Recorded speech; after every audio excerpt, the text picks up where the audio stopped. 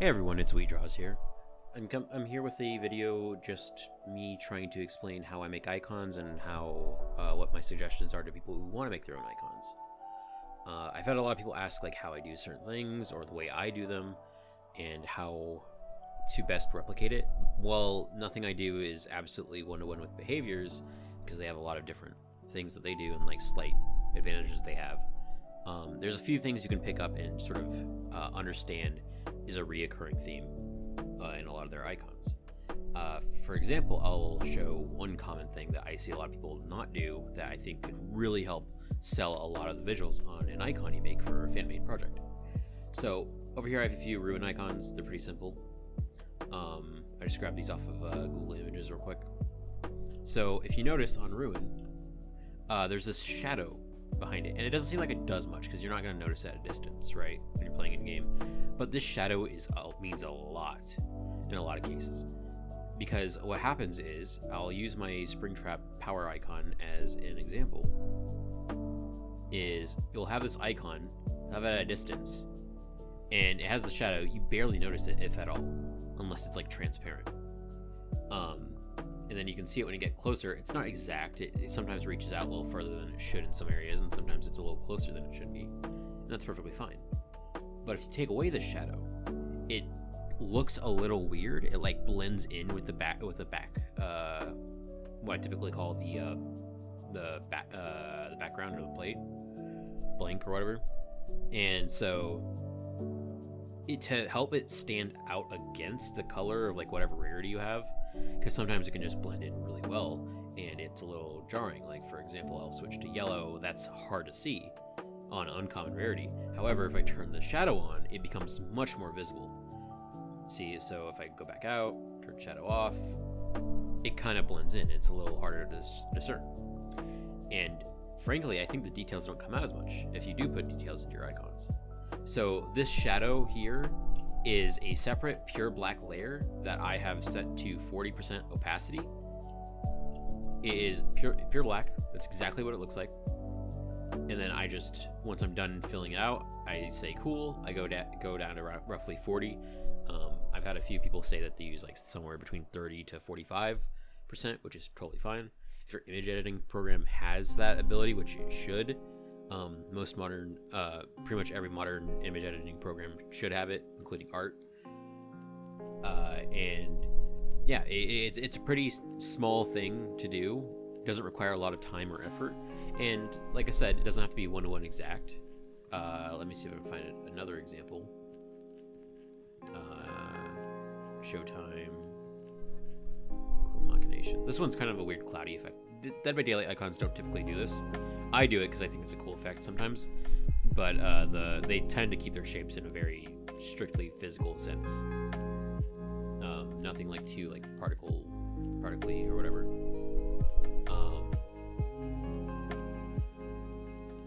Yeah. Anyway, so yeah, let me just put that away then. So with this, it's one of the smallest things I can think of that a lot of people tend to not do because for one reason or another, or they just aren't aware of it, which is totally fine. Sorry, my tablet disconnected. There we go. So yeah, and then also Dead by Daylight typically puts this weird little like sort of fuzz or like dust chalk coming off of it. So for example, if I put a person here, there we go, and then they had a small like little particle coming off them, they tend to do that, but the shadow doesn't cover that, so it's like an extension almost. It kind of does here, but this is also an older icon, and I believe this image is pretty compressed because I got it off of Google Images as well, instead of straight from the files. And they typically just like go off. It's like a small thing. You don't have to include it on every single icon. I've seen there's a lot of Dead by Daylight icons that don't have it, and there's a lot that do. And it's typically something I feel like you could add if you feel like one part of the icon is really blank or bland in just general sense. Like for example, if I go back to this, let's go to add-ons, so we can actually add an add-on. Let's go to the ultra rare, let's go to the burns. So this is just a newspaper, but if I want to do another layer, I can just do this. Erase it so it's not covering up anything here.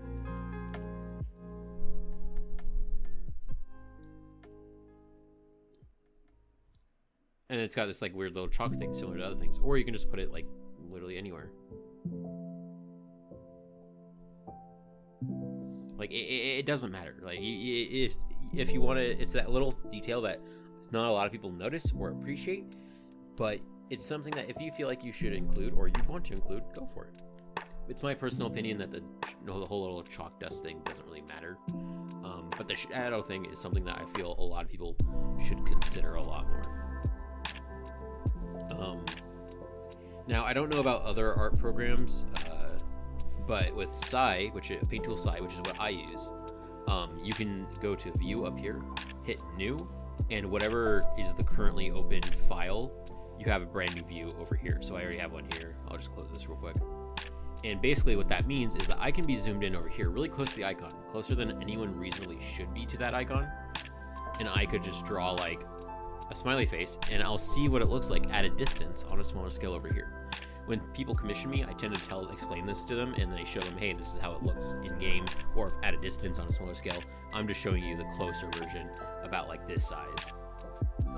Roughly in game, it'll look like this, or if not a little smaller, maybe, because the screenshots I take typically vary in size, or might let you look at it a little closer. Stuff like that. Yeah, and yeah, that's just another thing. So there's this guy here, kind of just chilling, vibing. And then, for example, we'll just do quick shadow. So, and then to answer another question, the reason why my background is always green is because it's really easy to see against the white and the black colors to tell exactly what my where I'm missing, like if there's a white speck somewhere or if there's black somewhere on the image. So I can always use that as sort of like I call it my proofing layer, so I can check it to make sure it's all good. So there we go. Yeah. And then I have my whole setup over here, templates. I have status effects like a ring, silver status effect, negative status effect, positive status effect. I don't typically use that very often, but it's there. I have items and powers. I have offerings, which they extend beyond the canvas border, but the file image themselves is limited to this. If I ever do an offering with this border, I manually edit the icon over onto this, if I need to, at least. Perks, yeah, they're all here, different rarities, 2 different white versions, 2 different teachable versions. Yeah. I didn't really write out a script for this. I really should have, but I'm trying to think of what else I do that I consider to be helpful. Oh yeah, because I do the whole transparency thing, I put my templates, whatever it is, I just put that to a very low opacity so I can like see through the green so it comes through, and I still know where my limits are. So a lot of perks will have a design that's like, oh, person here, they're here, and they have like wings or something, but like not a lot of them go all the way out to the edge, otherwise they get cropped out. What a lot of them will do, however, is they'll break the boundary just enough so that it doesn't look like it's confined, and it's more just, this is the suggestion, if anything. So you have these like cool wings here, and they just break it very slightly. Nothing too big. And when it comes to the shadow, my suggestion is if you're wanting to put a shadow and you're like, oh, well, I don't want to go too far out, well, then you just hug it a little bit more. Again, shadow doesn't need to be perfect. It just needs to make it stand out in places. So, for example, we'll do that real quick. Put it vaguely 40. Oh, okay, cool. Do it there. Put it out there. This side looks good because it doesn't do it, but this one is like just too large with how little there is here. So we're just going to trim that down, and it's just that easy. It's just that simple.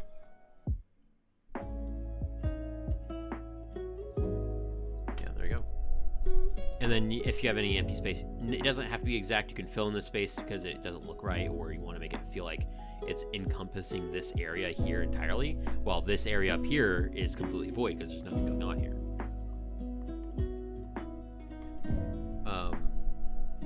Yeah. And my recommendation as well for if you're doing add-ons like an item or something, look up your references, like check them out, see what they do. Like I've had to look up many things like newspapers being folded up, stacks of paper, things that I wasn't sure how I could translate into this style, because the way the style works is that it's pure white. Like the icon itself is pure white. So you'll have like let's say we'll just have like let me increase that. Say you have a light bulb or something here, right? Okay, light bulb. But like how do you draw a light bulb in the perk icon style? Well, you get whatever references you want, get it figured out.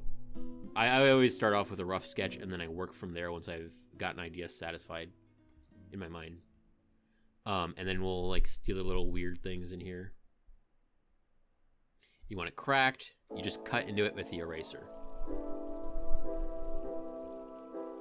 And then you want to cut into it with eraser, and if there's something that's like just straight up broken, like say it's missing this entire top part here, just crack it open like that. Maybe add the other side of the the other side of the light bulb just very faintly. And then, okay, well now it looks a little weird.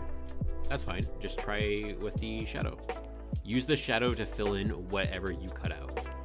You can use this to your advantage by making certain cool looks, like say, for example, I have let me check real quick.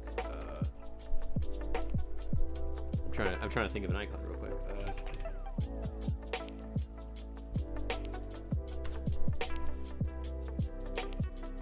Okay, let's open Springtraps up back again. I believe it's in Witness. There we go, Witness. So for example, you can always use the shadow to influence part of the design. So, you have the shadow around the fire, you have the shadow around William, and then Michael, and Michael looks a little concerned. But then the shadow is just doing your work for you in the tie that he's wearing. You don't have to draw the tie entirely. It's always a difficult decision to choose when to use this, because you don't want, like, if I just did effectively, say if I made this fire and I was like, oh, I only want the edges to be lit up, and I'll do that. And it's like, okay, well now you have an outline of a fire and you just have a bunch of like empty space here. Like what's that supposed to be? It's kind of confusing, right?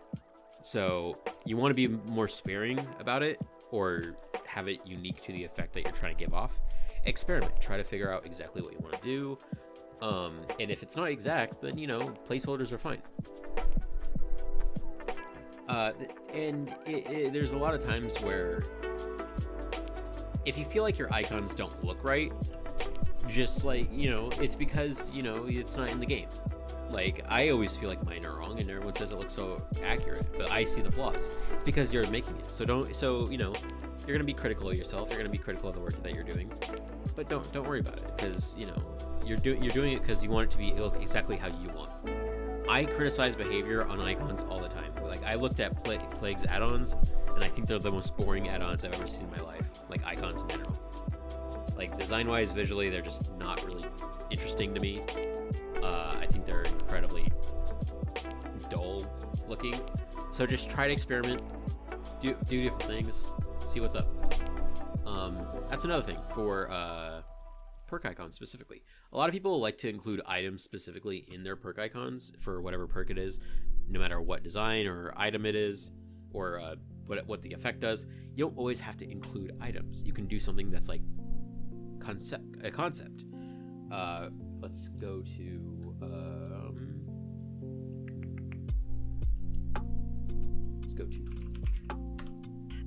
let's open up my Terminator icons.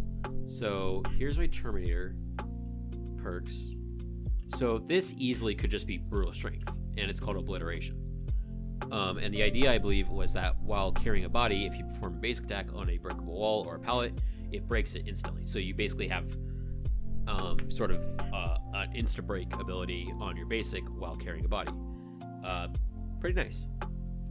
And there was really no other way to show it. You can either make an art that either influences the mechanic or is inspired by the mechanic of the ability itself. This is very clearly inspired by the ability itself. And then we have Marked for Death, which is just a skull kind of screaming, and it has a hit marker or crosshair on its forehead, and has this sort of weird symbol around it. And I believe this was sort of like a crosshair type thing that I wanted to put it in, and I kind of just scuffed it enough to make it more interesting to look at a distance, as long as the skull is prominent. This is another thing that I think should be worth mentioning. See, if I take this shadow off, it kind of blends. It doesn't look as cohesive, but you put it together, it looks a lot more like it's held together by that shadow. If you have an item overlaying something else in your icon, make sure the space between that thing and whatever it is supposed to be overlaying is thick enough that when you look at it, you separate those two white areas from it, so that your brain or someone else's brain doesn't confuse the two as one thing. You'll notice this in a lot of icons, similar to things that overlap, like arms folding over, or someone holding something over their chest, or that type of deal. Cruel Reality isn't really an example of this, because there's still, that's pretty close around the nose here. However, I will say, sometimes you don't have to make it super wide with this like eye glare that I added here. Just making it small enough means that it's still noticeable, and it doesn't distract from the entire design itself. Yeah, you can do all those. You can do different things. The entity clause depends on how you want to do them. Behavior does them multiple different ways. Okay, here we go. So this coat here, this coat is thicker here because it's a whole different layer of clothing compared to the shirt here and compared to the neck. The edge of Kyle Reese's hair is thicker because it's a separate layer from his actual like flesh. It's really just practice. Figure it out like this. The coat covering over the side of his face. This weird halo sort of crown effect cuts into over his shoulder, and there's empty enough space. You can tell that it's supposed to be a separate part of his body, and it leads around into the front of his head, or in front of his face. And then Turning the Tide is a reference to the Terminator arrival scene where they come through the time, etc. And the entity claws kind of cut into it to show that it's like grasping around it. You have these like weird little light effects that cut into it in a very weird way, kind of jut out. They don't have to always be separate. They can be part of the shape and it still make it look interesting. And then an entire silhouette sort of crunched into it, just cut out of it. You use the shadow to influence the shape and look of your icon.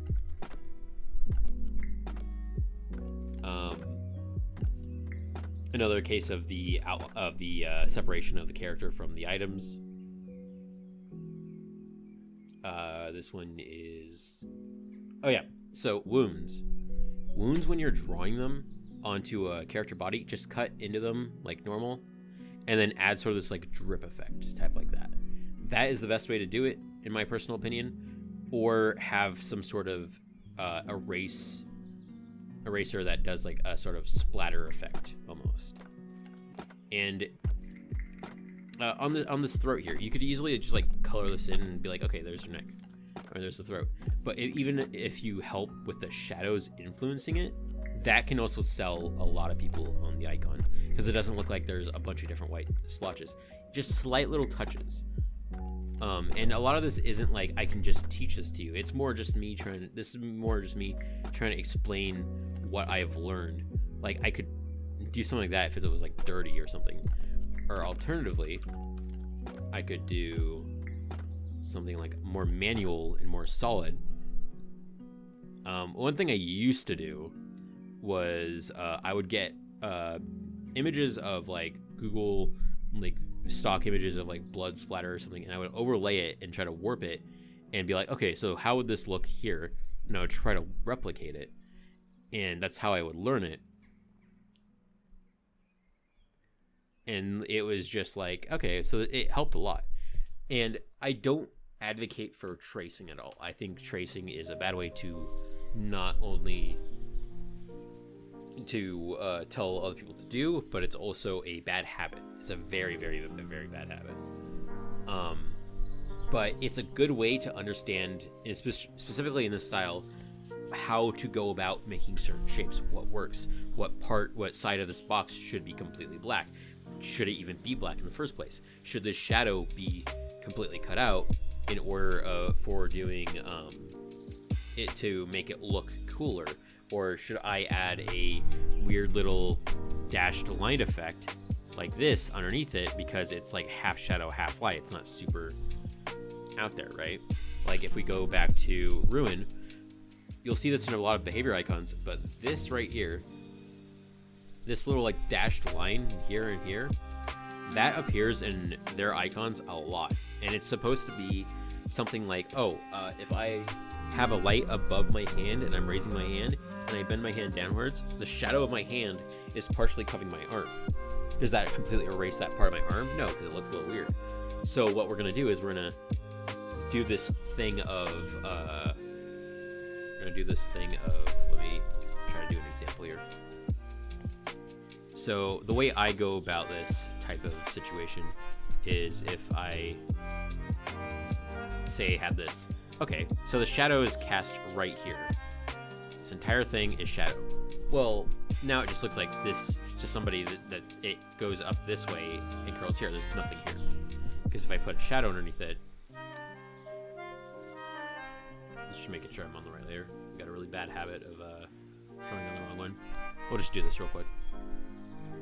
So I could use the shadow to influence somebody to be like, hey, look, the thing is there. And that's totally fine. But it sometimes doesn't do enough work for you. It still looks like, oh, you just filled it in normally. So my recommendation is do another layer, figure out what line length you want to do. Something like this, kind of just drag it over, see what it is, try it on a different layer, etc. And then be like, okay, that's cool. And then copy it, or if you're really good, just like replicate it by hand because you're inhuman and I'm super bad at it. And basically just create a similar pattern if possible. And once you do that, you can use that to fill in that gap. And then you follow the normal rules. And there you go. Now you have this thing that is like partially shadowed, but not entirely.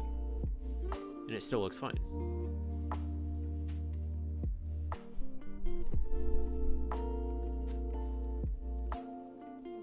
And then we'll actually like clean this up to make it look better inherently. It's not perfect, but I'm hoping what I'm saying is getting across in some form. If you can figure out how to draw shadows into Dead by Daylight style icons, I think you're set, because that's something that takes a long time to figure out what to do with specifically what. And this is sort of a weird decision to make. You have to experiment a lot with it. Again, sorry, this is a ramble. I don't have really a script for this. Just wanted to share things that I picked up just by looking at behaviors icons. I spend a lot of time looking at icons. One of my favorite things about new releases is the icons, because I get to see what the UI artists are doing, and the other artists behind the team who are actually just doing this thing that I feel is genuinely underappreciated. And it's just it's something that I know people know me for, and I've seen other artists do it, and it's not like it's super difficult.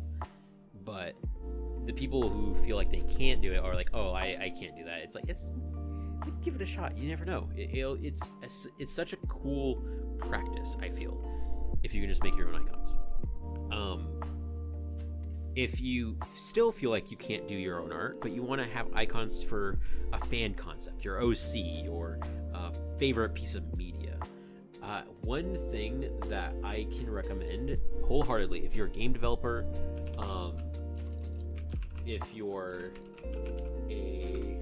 a game developer, if you just want like a placeholder for something, go to game-icons.net.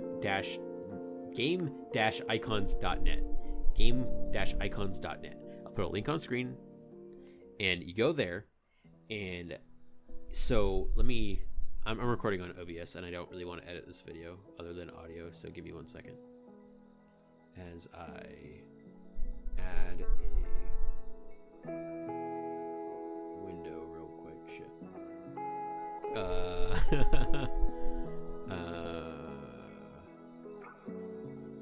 Window capture.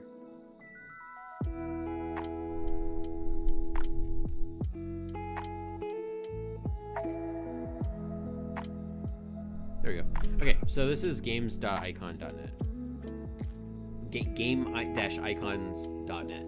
So this is a completely free website. So here you can look at their license. You can see every single icon that they have, I believe, right here. Over 4,000 icons, different kinds. Hyena head, pianist,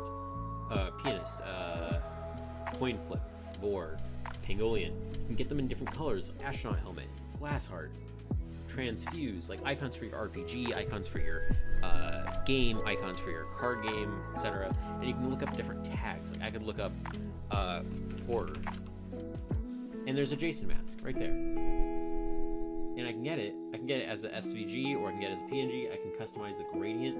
I can make it red in the background. I can make it horizontal from red to black.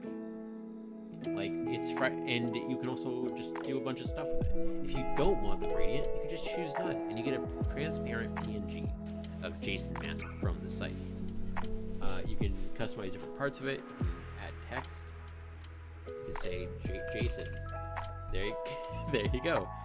And there's a lot of things you can do about it. I can look up RPG, medieval fantasy, or Panzerfaust.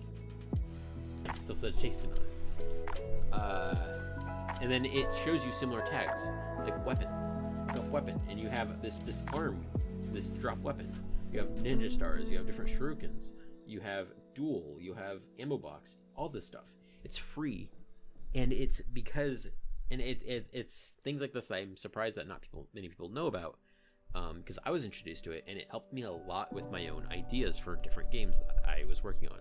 And unfortunately, a lot of those ideas never made it past me just saying this would be cool.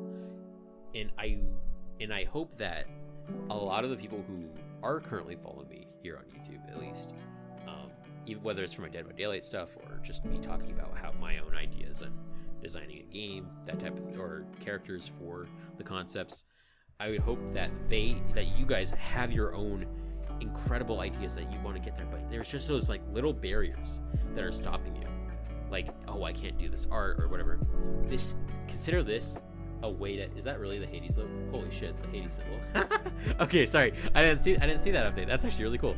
But yeah, like this site helps a lot. And if you're an independent developer or looking to make your own thing, consider using the site. Look at other indie devs and like what they've accomplished. I've recognized a lot of these symbols in games that I've played, and I was really happy to see that they got past those and feeling like, hey, I can still make a great game. I can still do this. I can still make something really cool and interesting without just because I don't think I have those skills, I shouldn't be held back on fulfilling my ideas.